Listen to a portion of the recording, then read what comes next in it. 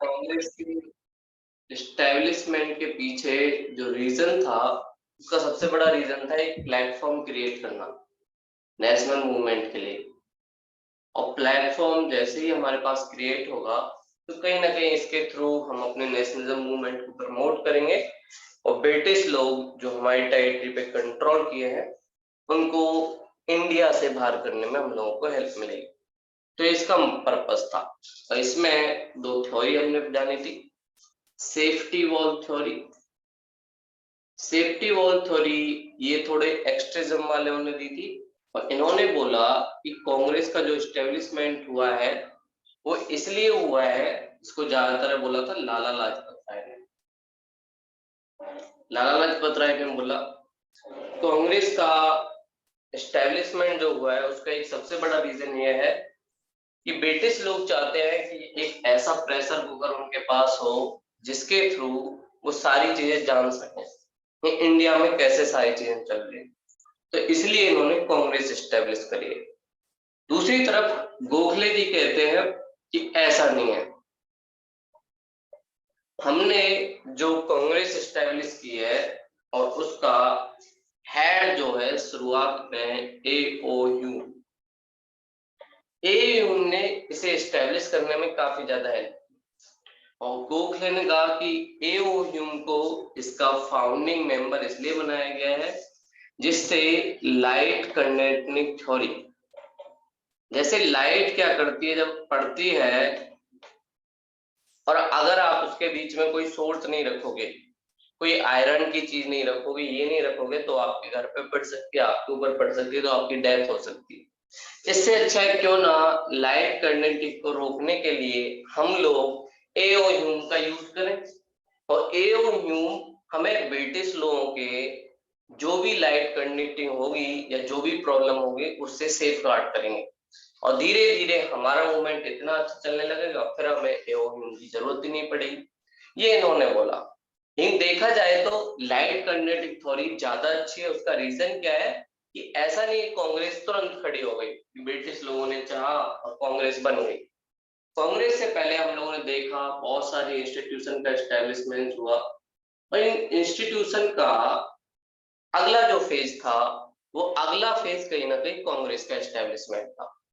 और कांग्रेस के एस्टेब्लिशमेंट में ये इंस्टीट्यूशन का जो चैन चला, ये चैन ही वो एक मेजरमेंट है जिसके थ्रू हम कह सकते हैं कि भाई कांग्रेस का एस्टेब्लिशमेंट होना बनता था। तो 1885 में कांग्रेस एस्टेब्लिश हो गई। तो ये दो थ्योरी कई बार पूछी जाती है, एग्जाम में क्वेश्चन में भी पूछी जाती है, और आपसे प्री में भी पूछा जा सकता है। अभी सेफ्टी वॉल थ्योरी किसने दी और किससे रिलेटेड थी, और लाइट कंडक्टिंग थ्योरी किसने दी और ये भी किससे रिलेटेड थी। अब इंडिया में जो फेज चला कांग्रेस के अंडर, कांग्रेस के अंदर तीन फेज चलेंगे। सबसे पहला जो फेज है वो है लिबरलिज्म। लिबरलिज्म वाले लोग ज्यादातर, जिसमें हमने देखा गोपाल कृष्ण गोखले हैं, मोतीलाल नेहरू हैं, फिरोज शाह मेहता है, ये सारे लोग आप लोगों को दिखेंगे। जो सीनियर लोग थे इंडियन मूवमेंट के, वो सारे लोग इसमें आएंगे। लिबरलिज्म मूवमेंट ये कांग्रेस के अंडर ही पहला फेज चल रहा है। हम जानेंगे कि भाई इसका बैकग्राउंड क्या है, क्यों यहाँ से एक तरीके से स्टार्टिंग हुआ, इसका क्या रीजन था कि पहला हमारा फेज यही वाला। अगला इसके थॉट्स क्या है, क्या क्या थॉट्स को इन्होंने इन्वॉल्व किया लिबरलिज्म वाले ने, और कहीं ना कहीं इनका जो करने का जो वर्क स्टाइल्स है या मीन्स क्या है, प्रोसेस कैसे इन्होंने चलाया, कैसे मूवमेंट को आगे बढ़ाया, ये सारी चीजें हम देखेंगे। और साथ में इनकी डिमांड जो नेशनल मूवमेंट से रिलेटेड थी वो इन्होंने क्या की, और फिर इसका रिजल्ट पॉजिटिव रहा या नेगेटिव रहा, क्या इनके पॉजिटिव पॉइंट थे और क्या इनके नेगेटिव पॉइंट थे, ये भी हम एनालाइज करेंगे कि लिबरलिज्म में कैसे एस्टेब्लिशमेंट हुआ। देखो लिबरलिज्म का अगर बैकग्राउंड देखें कि भाई स्टार्टिंग इससे ही क्यों होती है, उसका एक सबसे बड़ा रीजन था जो लोग इंडिया में एजुकेशन ले चुके थे, एजुकेशन ले चुके थे या तो इंडिया के अंदर ही या ब्रिटिश गवर्नमेंट के यहाँ या किसी और बाहर वाली कंट्री में। ये एजुकेटेड के अंडर ही लिबरलिज्म मूवमेंट स्टार्ट हुआ। और इन लोगों का एक सबसे बड़ा पर्पज ये था, ये अभी पब्लिक में थोड़ा सा बिलीव कम करते हैं और इनके अंदर एक और फेथ अभी भी है। इन्हें लगता है अगर ब्रिटिश लोग इंडिया में रहेंगे तो हमारे लिए अच्छा है। क्यों? क्योंकि ये हमें बहुत सारी इंस्टीट्यूशन दे के जाएंगे, डेमोक्रेसी हमारे देश में बनाएंगे, कॉन्स्टिट्यूशन बनाएंगे, असेंबली होगी, और हमारे देश में जो पहले किंग रूल किया करते थे, चाहे मुगल रूलर हो या दिल्ली सल्तनत, वो उससे तो कहीं ना कहीं बेटर ही होगा। ये लोगों में फेथ अभी है और ये लोग बिलीव करते हैं ब्रिटिश पार्लियामेंट पर, ब्रिटिश किंग या क्वीन पर, इनके ऊपर इन्हें फेथ है। और इन्हें अभी लगता है कि ब्रिटिश पार्लियामेंट को पता नहीं है या ब्रिटिश पब्लिक को पता नहीं है कि इंडिया में क्या हो रहा है, इस वजह से कहीं ना कहीं हम लोगों को प्रॉब्लम हो रही है।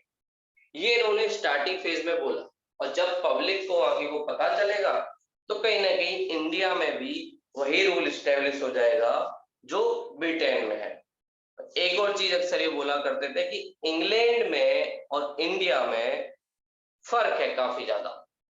इंग्लैंड में जो रूल चलता है वहां पर बहुत सारी फ्रीडम है, पार्लियामेंट्री सिस्टम है, लेकिन इंडिया में फ्रीडम ऐसी कुछ है ही नहीं।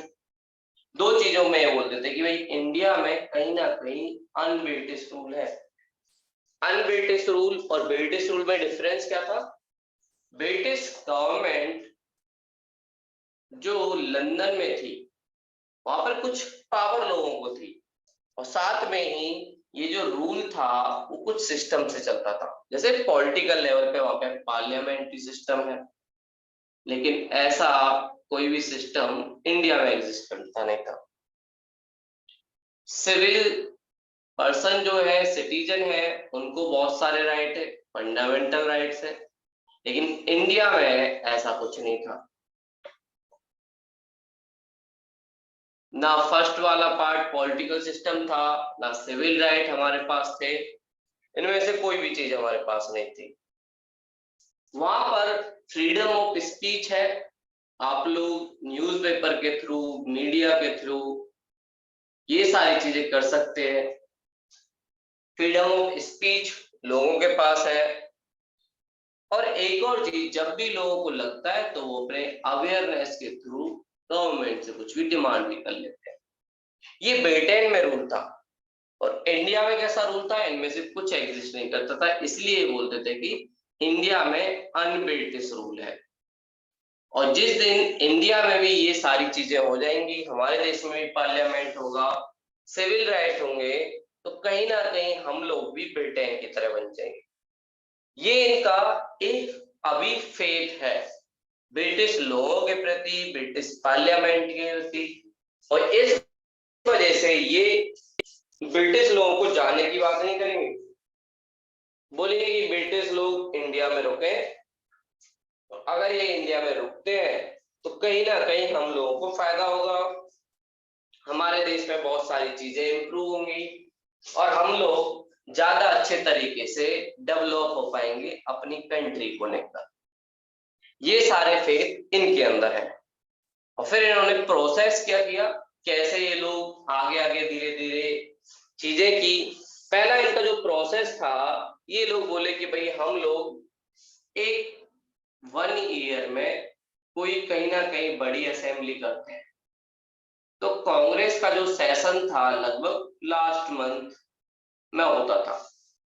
किसी भी ईयर के लास्ट मंथ को चूज कर लिया जाता था और लास्ट मंथ की कोई भी डेट 1 या 2 वीक के बाद रखी जाती थी और ये लोग मिलते थे आपस में और वहां पर डिस्कशन होता था।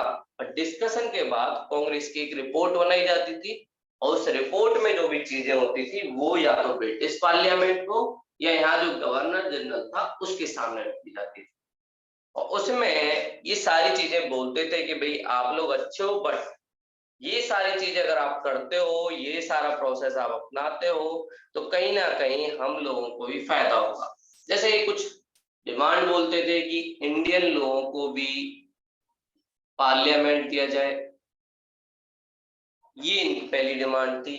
और साथ में ही हर स्टेट में असेंबली हो। असेंबली और पार्लियामेंट के लिए इलेक्शन होना चाहिए। पहली डिमांड ये थी कि भाई हमारे यहाँ इलेक्शन होगा तो अच्छा रहेगा, लोगों को भी मौका मिलेगा। साथ में ये एक और चीज बात करते थे कि हमें भी डोमेनियन स्टेटस दे दिया जाए।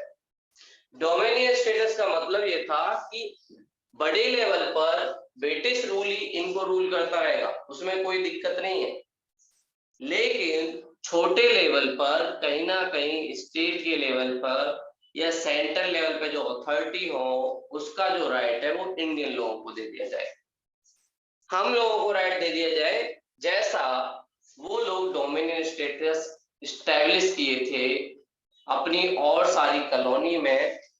जैसे कनाडा इनकी कॉलोनी थी, वहां पे भी ये था। ऑस्ट्रेलिया भी इनकी कॉलोनी थी, वहां पे भी यही था। तो ये लोग भी कहते हैं कि भाई हम लोगों को भी डोमिनियन स्टेटस दिया जाए और उस डोमिनियन स्टेटस के थ्रू इंडिया में असेंबली बने। उस असेंबली में हमारे पब्लिक के लोगों को ये राइट हो कि जिस मेंबर को बैठाना चाहते हैं उसको इलेक्ट करें और वो नहीं। और हेड हमारे देश में भी ब्रिटिश पार्लियामेंट या उनकी क्वीन या किंग कोई भी बन सकता है, उसमें कोई डाउट नहीं है। लेकिन ये सारी चीजें आप लोगों को हमारी माननी पड़ेंगी। साथ में इन्होंने एक डिमांड ये भी रखी कि हमें भी सिविल सर्विस में इंक्लूड किया जाए। सिविल सर्विस में शुरुआती फेज में जब हम पढ़ भी रहे थे तो हमने देखा इंडियन लोगों के साथ बहुत ज्यादा डिस्क्रिमिनेशन किया जाता है। और कॉर्नवालिस बोलता है कि हर इंडियन करप्ट है और करप्ट है इसलिए हम उसे सिविल सर्विस में नहीं लाना चाहते। तो ये एक प्रॉब्लम थी। तो इंडिया के लोगों ने कहा कि भाई हमें सिविल सर्विस में लेके आओ, हम लोगों को भी एंट्रेंस एग्जाम देना है और हम लोगों को भी अपने देश की सर्विस करनी है। तो ये सिविल सर्विस में आने का जो नेशनलाइजेशन होना चाहिए सिविल सर्विस का, उसकी भी बात करते हैं। और साथ में कहते हैं कि हमारे लोगों को भी लाइसेंस के थ्रू अपनी सेफ्टी के लिए कुछ वेपन मिलना चाहिए। अगर कोई अपनी गन लेना चाहता है या कोई भी चीज लेना चाहता है तो इंडियन लोगों को भी ये फ्रीडम होनी चाहिए, अपनी सेफ्टी के लिए वो लोग ले सकें।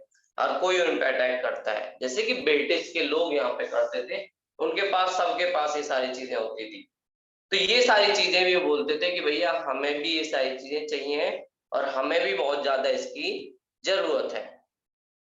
और एक और चीज इन्होंने बोला कि आप लोगों को आर्मी पर या सोल्जर पर जो एक्सपेंडिचर खर्च करते हो काफी ज्यादा, उस एक्सपेंडिचर को कम किया जाए और कम करने के बाद इस पैसे का यूज हमारे फार्मर के लिए और हमारे लोगों के लिए किया जाए। और एक और चीज जो दादा भाई नेहरू जी कहते थे, drain of wealth. Drain of wealth जो इंडिया से ब्रिटेन में हुई है या लंदन जिससे डेवलप हो रहा है, उसको भी कहीं ना कहीं हमें स्टॉप करना है या एंड करना है, जिससे इंडियन रिसोर्स इंडिया में ही लग सके और हमारे देश के लोगों का डेवलपमेंट हो सके। ये भी हम लोगों ने इनसे थोड़ी डिमांड की और बोला आप लोग लैंड रेवेन्यू पॉलिसी के लिए सिर्फ परमानेंट सिस्टम का यूज करें।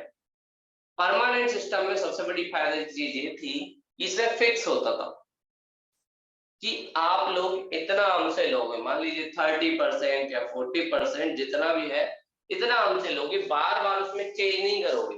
अगर किसानों के पास क्रॉप अच्छी हो गई तो आपने ज्यादा ले लिया, ऐसे नहीं करना चाहिए। आपको एक परमानेंट सेटलमेंट करना है और वो भी हमारे लोगों के साथ मिलकर। ये सारी चीजें इन लोगों ने डिमांड की कि कैसे हम लोग एक सारी चीजें कर सकते हैं। अब बात करें कि भाई इन लोगों ने क्या रोल या क्या रिजल्ट निकला इसका। सबसे पहली बात, इन लोगों ने एक अच्छी चीज कही कि देश में नेशनलिज्म की जो फीलिंग है उसको डेवलप कर दिया, सब लोगों को जोड़ दिया। और एक चीज और भी बता दी कि इंडिया के सबसे बड़े एनिमी कौन है, ये ब्रिटिश लोग, जो हमारा इकोनॉमिक रूप से कहीं ना कहीं एक्सप्लॉइटेशन कर रहे हैं। तो इन्होंने ड्रेन ऑफ वेल्थ की बात की हो या इंडिया से बहुत सारा रिसोर्स लेके ये ब्रिटेन जाते हो, वो सारी चीजें कहीं ना कहीं नेशनलिज्म को प्रमोट करती हैं। और एक और चीज, लोगों को विजन भी प्रोवाइड किया कि भैया कैसे हम लोग जब फ्रीडम लेंगे या डोमिनियन स्टेटस में लेंगे तो हमारे देश में लोकतंत्र होना चाहिए, डेमोक्रेसी डेमोक्रेसी होनी चाहिए, और हम लोग सेल्फ रूल एक तरीके से अपनाएं। इससे भी लोग थोड़े अवेयर हुए, उन्हें भी पता चला कि भाई कैसे हम लोग एक तरीके से सारी चीजें कर सकते हैं।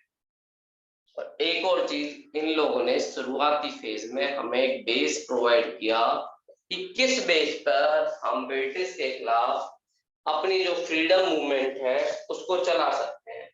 तो स्टार्टिंग फेज में इन लोगों का इम्पोर्टेंट रोल रहा इंडियन मूवमेंट में, और इन लोगों की वजह से ही हम लोग नेशनलिज्म की मूवमेंट की जो प्रॉब्लम थी उसको भी सॉल्व करने में काफी एक तरीके से आगे बढ़ते रहे। और इसकी नेगेटिव बात करें तो नेगेटिव प्रॉब्लम ये थी, सबसे पहली बात, इन लोगों ने पब्लिक का सपोर्ट नहीं लिया। ये लोग बिलीव करते हैं कि हमारे देश की पब्लिक अभी अनएजुकेटेड है, और पब्लिक का सपोर्ट ना लेने की वजह से कहीं ना कहीं इनके साथ जो पब्लिक के सपोर्ट से ब्रिटिश के ऊपर प्रेशर क्रिएट किया जा सकता था, वो सारी चीजें इन्होंने कभी नहीं की। और ये लोग सिर्फ पेपर लेटर ये सब भेजते रहते थे ब्रिटिश पार्लियामेंट को, ब्रिटिश लोगों को, और उससे कुछ हुआ भी नहीं।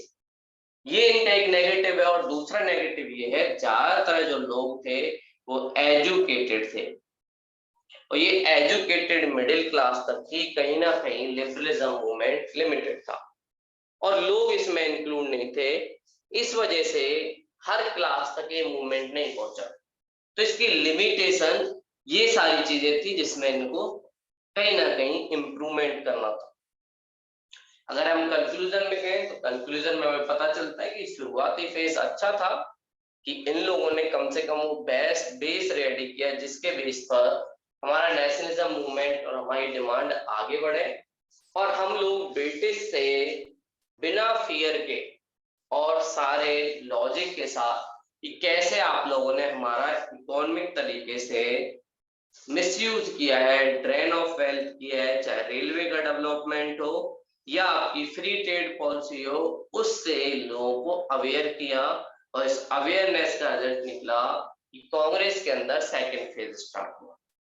1885 से लेकर 1905 तक इंडिया में कोई प्रॉब्लम नहीं होगी, और हमारे देश में कांग्रेस का लिबरलिज्म मूवमेंट आसानी से चल रहा है। लेकिन जब 10 साल होने के बावजूद इसका कुछ रिजल्ट नहीं निकला, ब्रिटिश वालों ने इनकी डिमांड नहीं मानी, तो उसके बाद थोड़ा सा लोगों का बिलीफ इनके प्रति थोड़ा कम हुआ, और बहुत सारे लीडर इनसे हटकर एक नया मूवमेंट स्टार्ट करने लगे।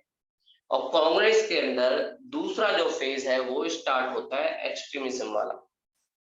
एक्सट्रीमिज्म फेज ऐसा नहीं है कि स्टार्टिंग फेज में भी नहीं था, स्टार्टिंग में ऐसे चल रहा था कि भाई शुरुआत का जो फेज था, इस वाले फेज में एक्सट्रीमिज्म कहीं ना कहीं थोड़ा सा स्लो था, और मैन हीरो ये नहीं था। लिबरलिज्म कहीं ना कहीं मैन हीरो था, लिबरलिज्म इसमें मैन हीरो। और फिर बाद में क्या हुआ, एक्सट्रीमिज्म मैन हीरो बन गया, और लिबरलिज्म थोड़ा स्लो स्लो चलने लगा, और उनकी पब्लिक के साथ सपोर्ट कहीं ना कहीं छिना। ये सारी चीजें इंडिया में चली, और ये शुरुआती फेज 1885 टू 1905, और यहाँ 1905 टू 1915, जब तक गांधी जी नहीं आएंगे तब तक ये चलेगा। इन्होंने थोड़ा अलग प्रोसेस अपनाया, अलग चीजें अपनाई, और हम बात करें कि भाई इसका ओरिजिन क्यों हुआ, और ओरिजिन हुआ तो 1905 के आसपास क्यों हुआ। उसका एक रीजन था, ब्रिटिश का एक प्रोविंस और उनकी जो कैपिटल कोलकाता, यहाँ पर इन लोगों ने इंडिया में रूल किया। और इंडिया में बंगाल को चूज करने का रीजन क्या था, फर्टाइल लैंड होना, पॉलिटिकली दिल्ली से दूर होना, ये कुछ रीजन थे जिसकी वजह से इन लोगों ने बंगाल को चूज किया। और साथ में ही बंगाल के पास पोर्ट फैसिलिटी थी, जहां से इंपोर्ट एक्सपोर्ट करना भी काफी ज्यादा आसान था। तो ये सारी चीजें करने की वजह से यहाँ पर बंगाल में एडमिनिस्ट्रेशन बना, इनकी सिविल सर्विस बनी, एजुकेशन सिस्टम डेवलप हुआ, पुलिस सिस्टम डेवलप हुआ, और इन सब की वजह से कहीं ना कहीं नेशनलिज्म भी प्रमोट हुआ। और जब ये नेशनलिज्म ज्यादा प्रमोट होने लगा तो बंगाल के एक गवर्नर जनरल थे कर्जन। तो कर्जन ने सोचा अगर हम लोगों ने बंगाल को डिवाइड नहीं किया या इंडियन नेशनलिज्म मूवमेंट को नहीं रोका तो कहीं ना कहीं हमें बहुत जल्दी भारत की जो कॉलोनी है हमारी वहां से जाना पड़ेगा। तो इसके लिए उन्होंने तरीका क्या निकाला कि भाई बंगाल का डिवीजन किया जाए। और 1905 में ब्रिटिश लोगों ने एक रिपोर्ट निकाली और उन्होंने बोला कि एडमिनिस्ट्रेटिव प्रॉब्लम काफी ज्यादा होती है बंगाल में। बंगाल में दिक्कत होती है क्योंकि यहाँ का बड़ा टेरिटरी है और यहाँ को हैंडल करना किसी एक रूलर के हाथ में नहीं है। तो ये सारी चीजें करने के लिए इन्होंने दो पार्ट में डिवीजन किया, एक तरफ वेस्ट बंगाल, दूसरी तरफ ईस्ट बंगाल। और जब ये सारी चीजें हुई तो उसके बाद एक्सट्रीमिज्म वालों ने बोला ये तो अब ब्रिटिश अपनी थोड़ी लिमिट क्रॉस कर दिए और अब हम लोग सिर्फ पीसफुल्ली मूवमेंट नहीं करेंगे, पब्लिक को साथ लेके आएंगे, सत्याग्रह करेंगे और ब्रिटिश लोगों को बताएंगे कि भैया कैसे आप लोगों ने ये किया। तो ये सारी चीजें जब हुई और इन लोगों ने जो डिवाइड किया बंगाल का वो दो बेस पे किया। इन्होंने एक ही चीज था, डिवाइड एंड रूल। जितना हम लोग इंडियन लोगों को डिवाइड करेंगे उतने टाइम तक इंडिया में रूल कर पाएंगे। तो इस पॉलिसी के लिए इन्होंने क्या किया, पहला किया जो ईस्ट बंगाल है यहाँ पर मुस्लिम लोगों को मेजोरिटी में कर दिया।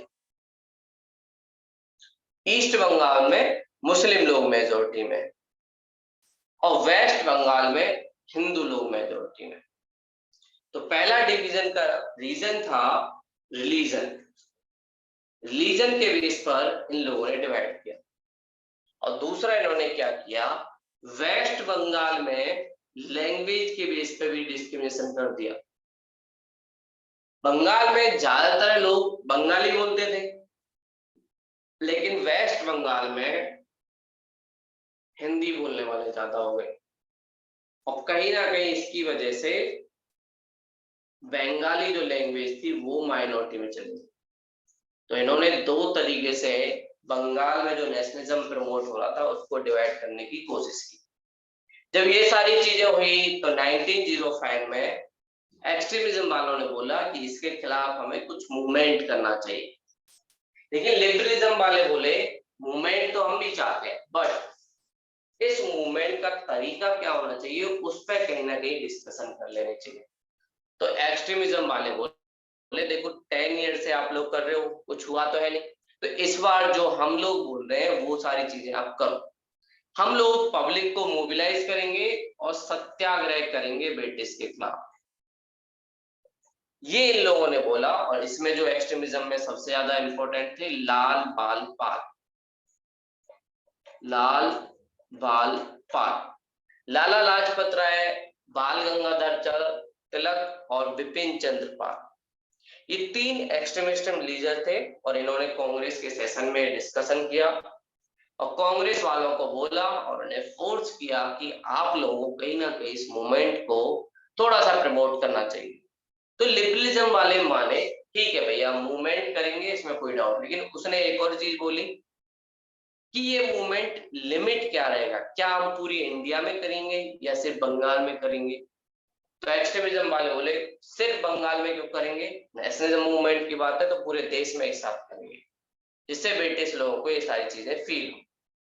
तो इन्होंने एक नए एरा में एंट्री कर ली और इसके खिलाफ इन लोगों ने स्वदेशी मूवमेंट स्टार्ट किया। तो स्वदेशी मूवमेंट जो एक तरीके से 1905 में स्टार्ट हुआ और स्वदेशी का मतलब होता है सेल्फ गुड्स या मेड इन इंडिया, जो आप लोग देख रहे हो वो सारी चीजें। इन्होंने बोला जब तक बंगाल का डिवीजन नहीं रुकेगा तब तक हम लोग ब्रिटिश की जो गुड्स है उनका बायकॉट करेंगे और अपनी स्वदेशी चीजें अपनाएंगे और जो हमारे देश के लोग हैं उनसे चीजें खरीदेंगे। ये सारी चीजें इन लोगों ने इन्वॉल्व की और इन्होंने एक और चीज सबसे बड़ी क्या की, पब्लिक को अपने साथ इन्वॉल्व किया। पब्लिक को इन्वॉल्व करने के साथ मूवमेंट को रोड पर लेके आए। अब लोग गलियों में, रोड में प्रोटेस्ट के साथ ब्रिटिश के अगेंस्ट खड़े हैं और स्वदेशी मूवमेंट ने हमारा खुद का नेशनल एजुकेशन पॉलिसी इम्प्लीमेंट किया, खुद के गुरुकुल बनाए, खुद के मदरसे बनाए, खुद के कॉलेज बनाए, बैंक सिस्टम डेवलप किया हमारे बिजनेसमैनों के लिए और सबको साथ में लेके आए। तो ये सारी चीजें इन लोगों ने की। और उसके बाद जब ये ब्रिटिश लोग नहीं माने तो थोड़ा सा उसमें वायलेंस भी हुआ। एक्सट्रीमिज्म लोग और गांधी जी के मूवमेंट में एक बस डिफरेंस रहेगा, अगर आप सत्याग्रह और थोड़ा सा उसमें वायलेंस इन्वॉल्व कर लें तो वो कहीं ना कहीं कह सकते हैं हम एक्सट्रीमिज्म वाला है। लेकिन अगर इसमें से आप वायलेंस माइनस कर दें तो कहीं ना कहीं वो गांधी मूवमेंट की फिलॉसफी है। गांधी जी कभी भी वायलेंस के साथ नहीं होते थे, वो बोलते थे कि वायलेंस करना कभी भी फायदे की चीज नहीं है और उससे हमारा ही लॉस होगा। तो गांधी जी कभी भी वायलेंस के सपोर्टर नहीं रहे। लेकिन एक्सट्रीमिज्म वाले थोड़ा सा वायलेंस अगर मिलता था और ब्रिटिश पुलिस वाले कहीं पकड़े गए तो उनको भीड़ मार सकती है, कोई दिक्कत नहीं, ये उनका रहता। लेकिन गांधी जी नहीं, मना करते थे। और वैसे इन्होंने जो बेसिक चीजें वो सारी एक्सट्रीमिज्म मूवमेंट से लिए। सत्याग्रह वाला जो बात है, लोग अब धीरे धीरे जो उनके वहां लिक्विड, अफीम, ओपियम इसकी जो शॉप है उसके सामने भी एक तरीके से धरना दे रहे हैं, उसके सामने भी मार्च चल रहा है। और इससे ब्रिटिश लोगों को कहीं ना कहीं लॉस भी हो रहा है कि वो सारी चीजें उनकी हो जाए। और इसमें कहीं ना कहीं कुछ मुस्लिम, कुछ हिंदू, सब लोग एक साथ शामिल थे। पूरे देश में ये मूवमेंट चला और काफी सक्सेसफुल भी रहा, 1905 का मूवमेंट। और फिर उसके बाद ब्रिटिश लोगों ने एक नया कार्ड बोले कि भाई ये लोग मान नहीं रहे और ये लोग कहीं ना कहीं एक वायलेंट तरीके से भी और जैसे इनको चल लग रहा है वैसा ये लोग करते जा रहे हैं। तो ब्रिटिश लोगों ने कांग्रेस के खिलाफ 1906 में एक पार्टी क्रिएट की जिसका नाम है मुस्लिम लीग। मुस्लिम लीग का मेन पर्पस था कांग्रेस को नेशनलिज्म मूवमेंट की एक सिंगल पार्टी बनने से रोकना। तो मुस्लिम लीग को डेवलप किया और मुस्लिम लीग को साथ में कुछ सपोर्ट भी दिया कि आप लोगों को हम ये देंगे, बहुत सारी चीजें उनको दी जिससे वो थोड़े से हमारी तरफ अट्रैक्ट हो और हिंदू और मुस्लिम के बीच डिवीजन हो। जितना डिवीजन होगा उतना अच्छा होगा और डिवाइड होंगे तो नेशनलिज्म मूवमेंट थोड़ा सा स्टॉप होगा और ब्रिटिश लोगों को थोड़ा टाइम मिलेगा।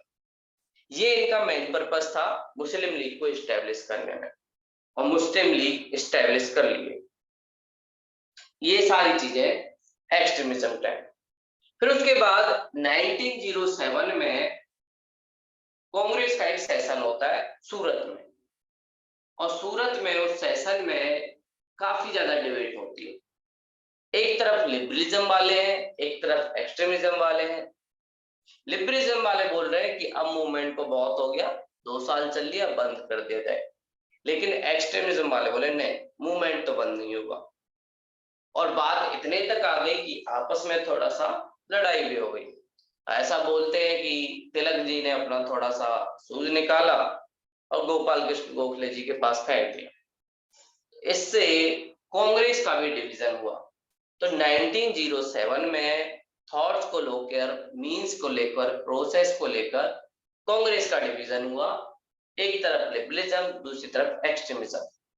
और जैसे ही लिबरलिज्म वालों ने एक्सट्रीमिज्म वालों का साथ छोड़ा, तुरंत ब्रिटिश लोगों ने तिलक को, बिपिन चंद्र पाल को, लाला लाजपत राय, ये 3 जो हीरो थे एक्सट्रीमिज्म के, उन सबको अरेस्ट कर लिया। क्योंकि वो चाह रहे थे, बोले ये वायलेंस थोड़ी करते हैं, इनको अरेस्ट कर सकते हैं। लेकिन पहले क्यों नहीं कर पा रहे थे? क्योंकि लिबरलिज्म वाले भी उनके साथ थे और जैसे ये डिवीजन होता है तुरंत वो ये सारी चीजें करने लग गए। तो एक ही बार क्वेश्चन आता है कि भाई we want to stop one division, but it result create another division. तो पहला जो डिवीजन था बंगाल का था, दूसरा डिवीजन किसका हुआ? कांग्रेस का। 1907 में सूरत कॉन्फ्रेंस के थ्रू कांग्रेस का डिवीजन हो गया और लिबरलिज्म एक तरीके से कांग्रेस पे होल्ड रखा और एक्सट्रीमिज्म को कांग्रेस छोड़नी पड़ी। फिर उसके बाद ब्रिटिश लोग इससे ही जुड़ा हुआ एक और स्टेप उठाते हैं।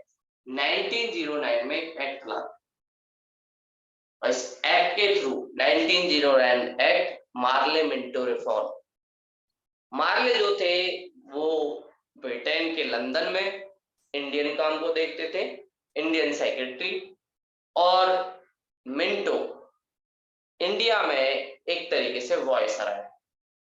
इन दोनों लोगों ने एक अलग कार्ड खेला और इंडिया में रिलीजियस जो डिवीजन है उसको और ज्यादा प्रमोट करने के लिए इन्होंने एक प्रोविजन किया, सेपरेट इलेक्टोरेट।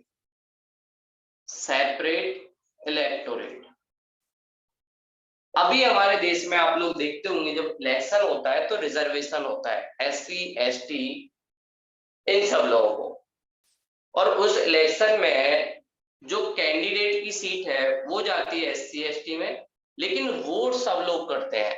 ऐसा नहीं है कि जो एससी एसटी नहीं है वो वोट नहीं करेगा।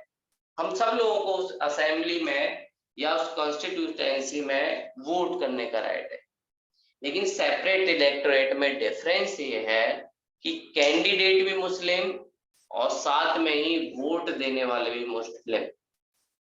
Only Muslim candidate in vote and election. इससे प्रॉब्लम क्रिएट हुई।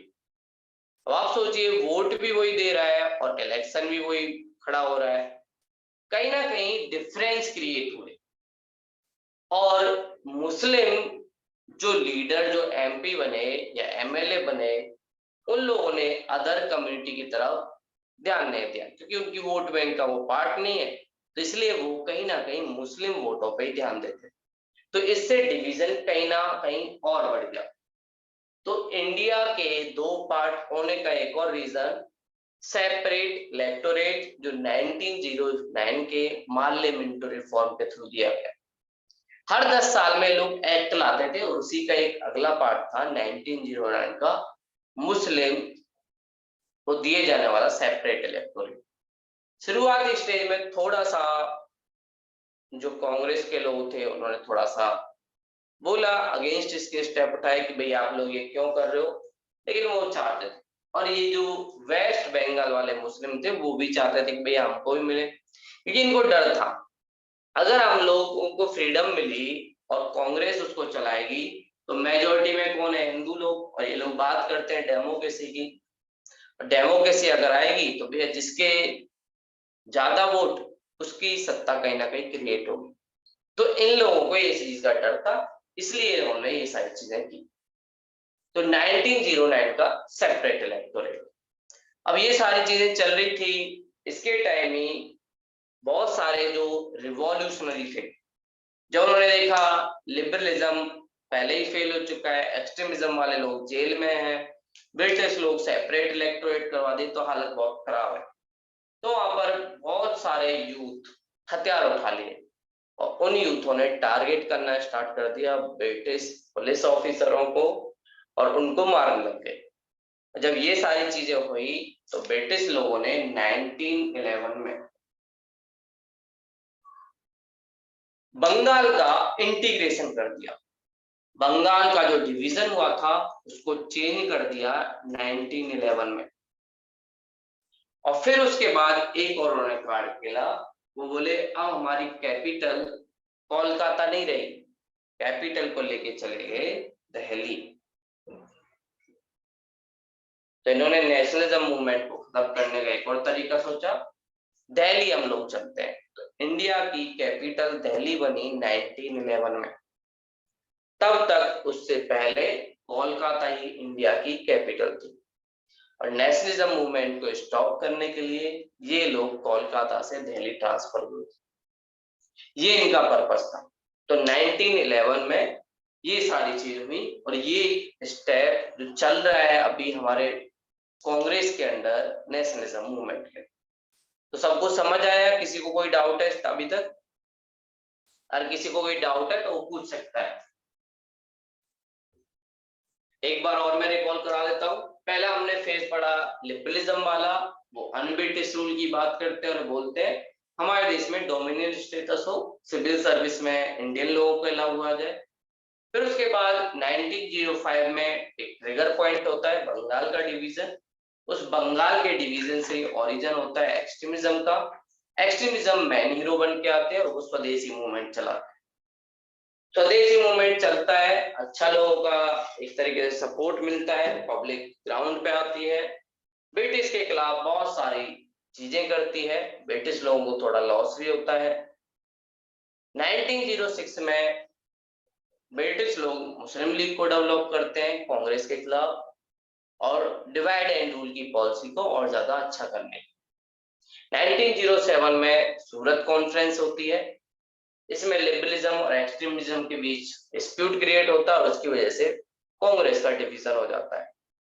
1909 में ब्रिटिश पार्लियामेंट एक एक्ट पास करता है जिसे हम कहते हैं पार्लियामेंट रिफॉर्म, और उस एक्ट के थ्रू सेपरेट इलेक्टोरेट का प्रोविजन होता है जिसमें कैंडिडेट भी मुस्लिम और वोटर भी मुस्लिम। इससे डिवाइड एंड रूल की पॉलिसी और ज्यादा बढ़ती है। 1911 में इंडियन रिवॉल्यूशनरी और बहुत सारी चीजों की डर की वजह से ब्रिटिश लोग बंगाल का इंटीग्रेशन कर देते हैं और फिर अपनी कैपिटल कोलकाता से दिल्ली की तरफ ले जाते हैं। ये 1911 तक की स्टोरी थी जो हम लोगों ने देखी भाई कैसे हमारे देश में मूवमेंट चलता है। अब आप लोग कुछ हेडिंग लिखो। लिबरलिज्म, नेशनल मूवमेंट, और नेशनल मूवमेंट के अंदर हेडिंग डालो liberalism. Liberalism movement.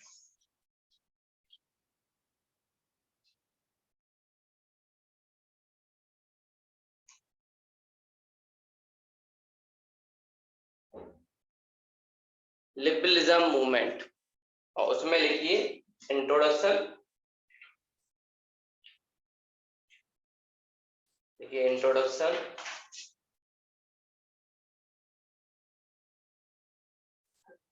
Indian national Congress, Indian national Congress starting phase,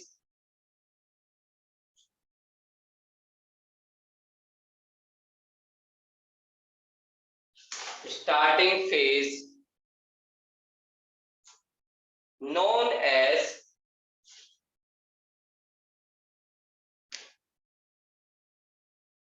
starting phase known as liberalism, liberalism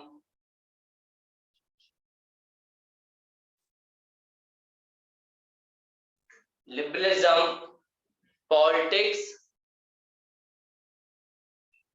liberalism politics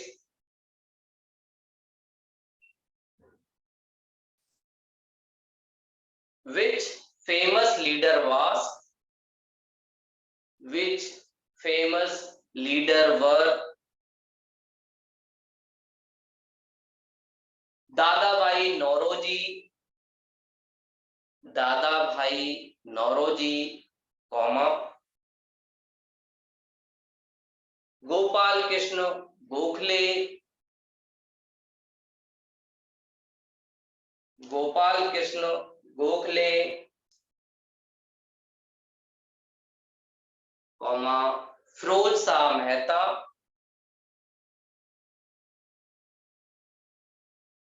Firoz Shah Mehta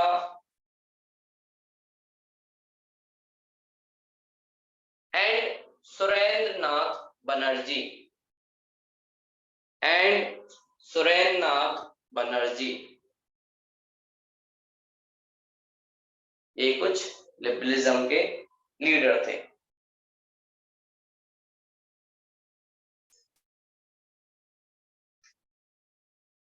अगला हेडिंग डालिए थॉट्स। इनके थॉट्स क्या थे लिबरलिज्म वालों के?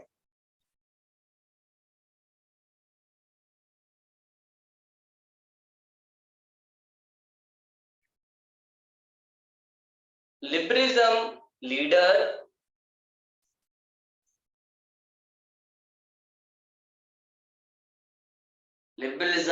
leader believe in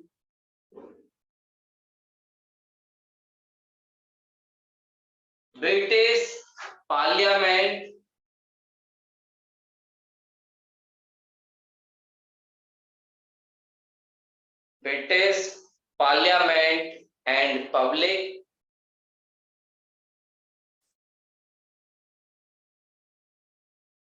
British Parliament and public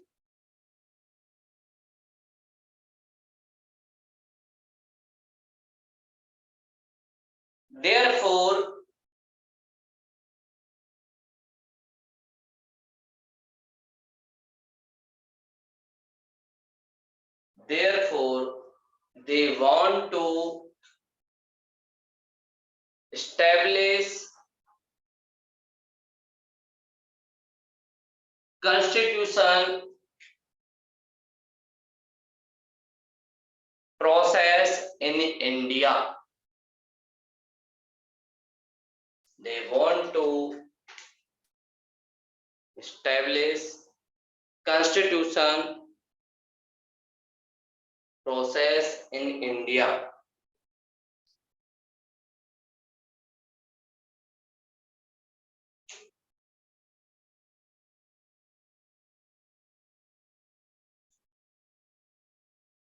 Second point, liberalism leader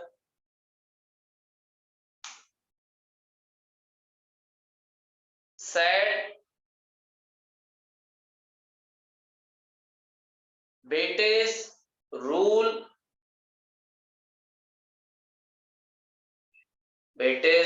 rule is very progressive.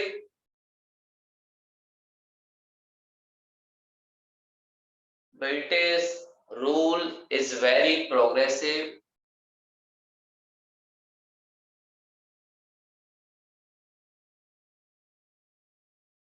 If it came to India,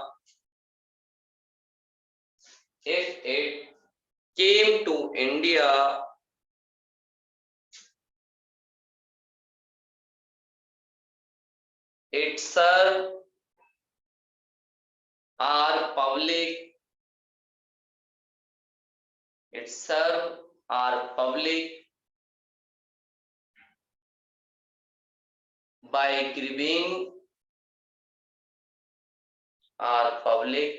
by giving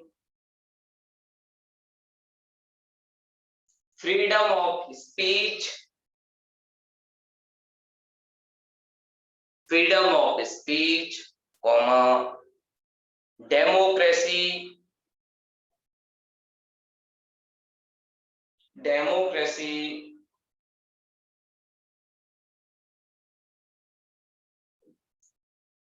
and civil service system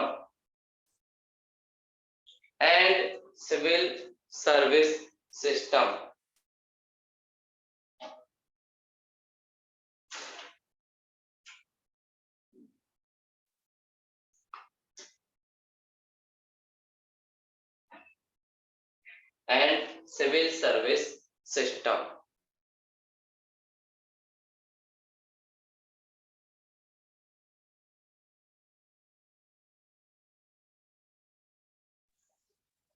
next point लिखो,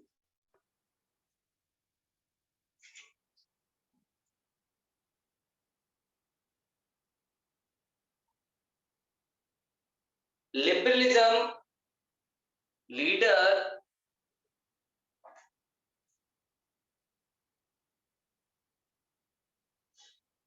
did not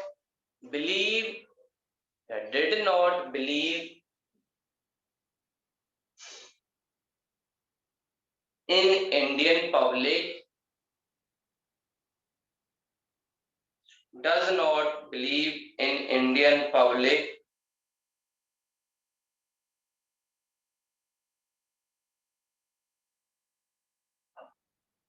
they think that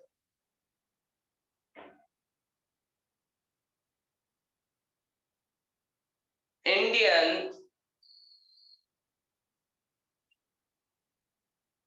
majority public were illiterate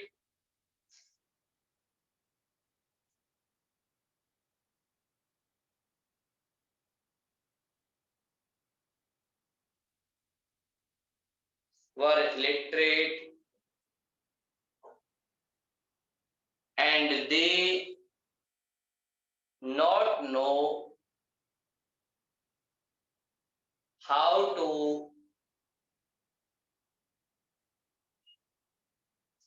participate in national movement, in national movement.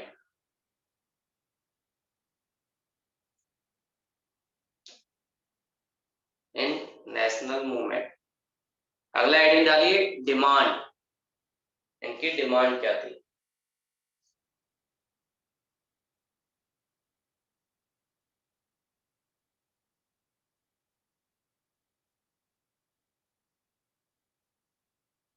देखिए पहली demand, establish assembly, establish assembly for Indian, establish assembly for Indian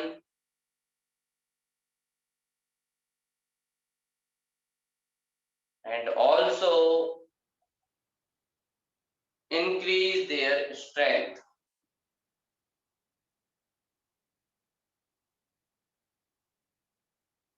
Also increase their strength.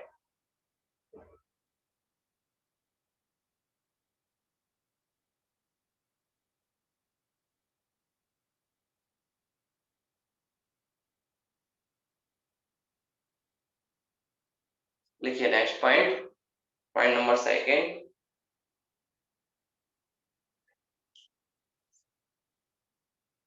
Dominion rule, dominion rule also established in India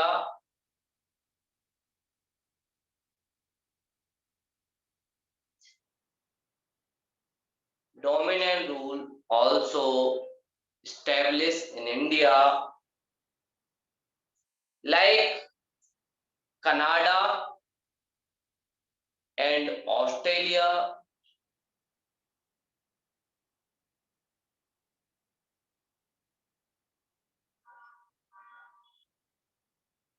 like Canada and Australia, which help them to protect,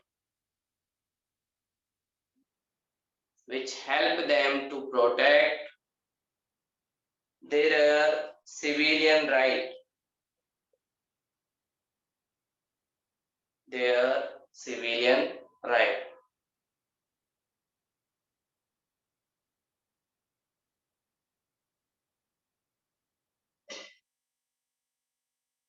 Point number third,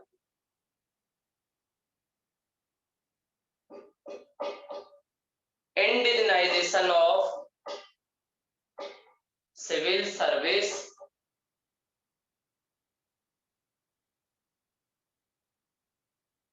indigenization of civil service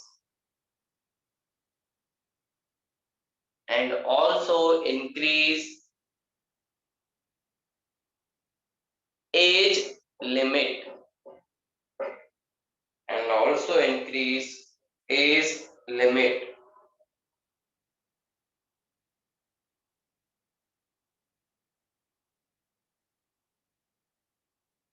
Next point, armed expenditure, armed expenditure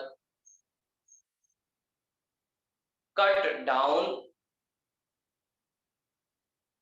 armed expenditure cut down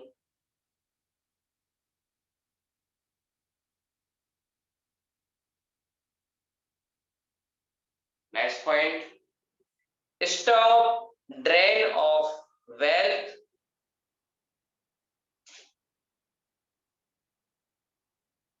stop drain of wealth,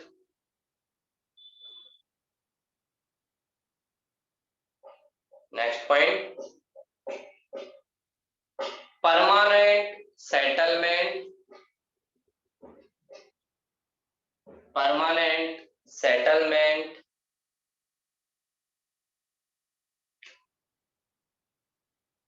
should be extended, should be extended to other area, to other area.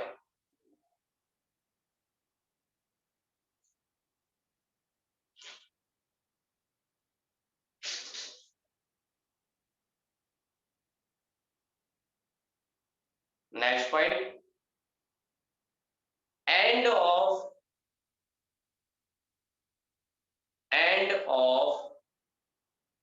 Armed License Act, end of Armed License Act.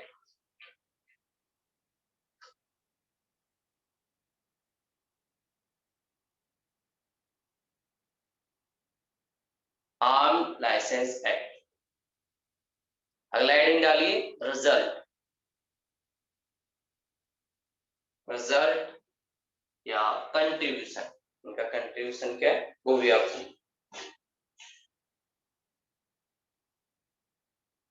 लिखिए। Starting nationalism, starting nationalism,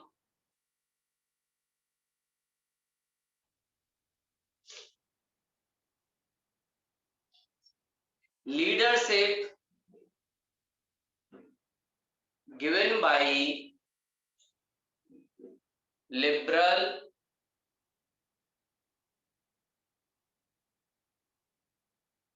given by liberal and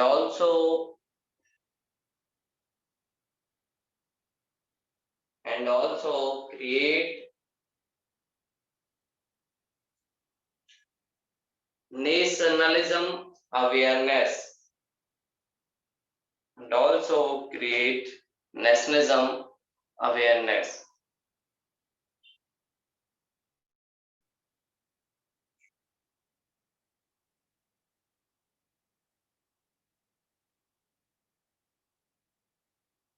Point number second, democracy and self-rule,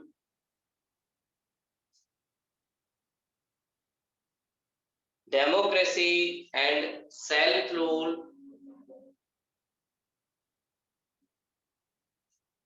also promoted in India, also promoted in India.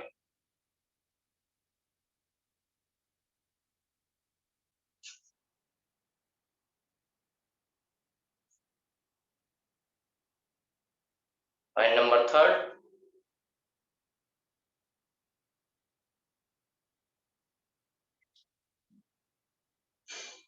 create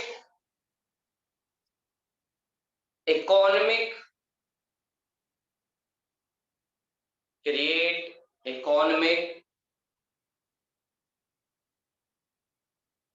analysis, create economic analysis of British rule,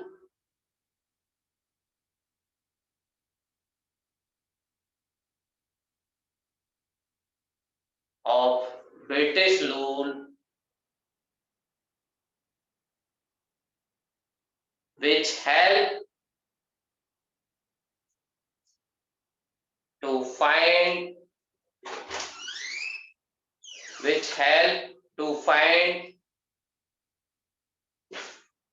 enemy of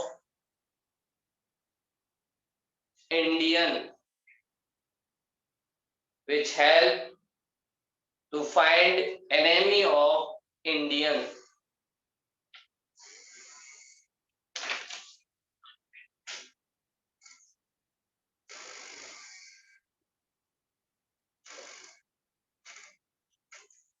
Enemy of Indian. अगला heading डालिए.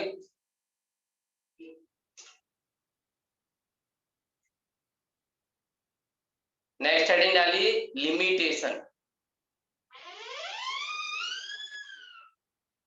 Limitation या weakness.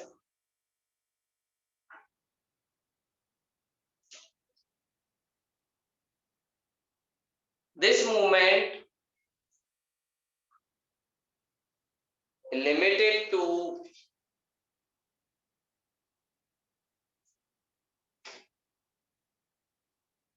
middle class educated people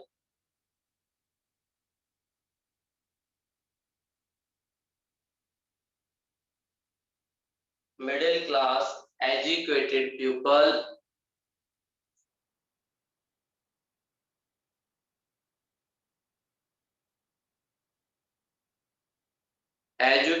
people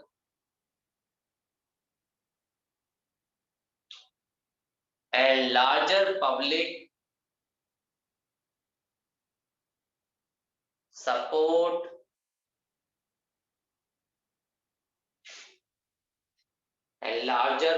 support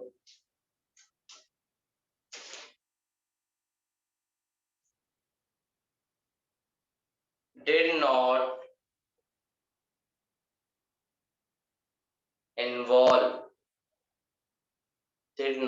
involve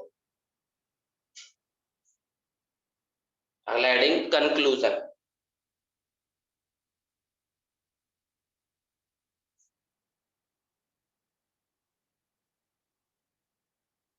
liberalism movement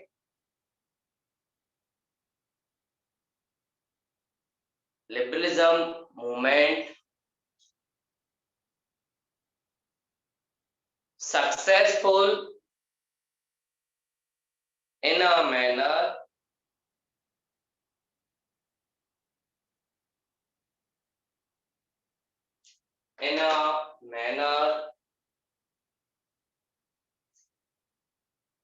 which help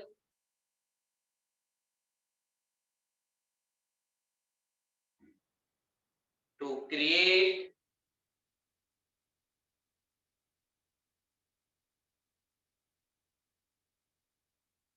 unbeaten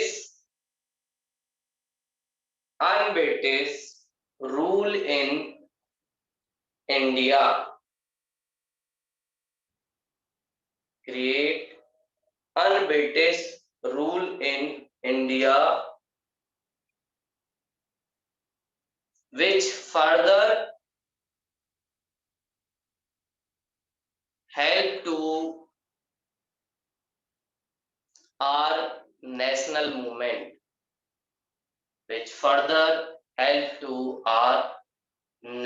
movement.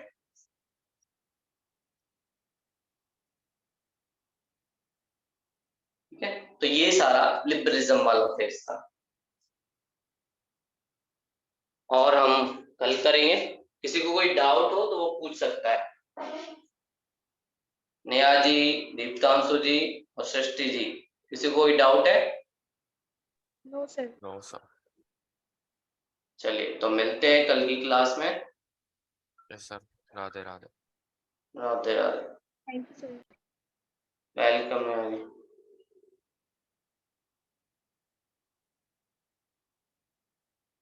Neha ji, आपका study कैसा चल रहा है?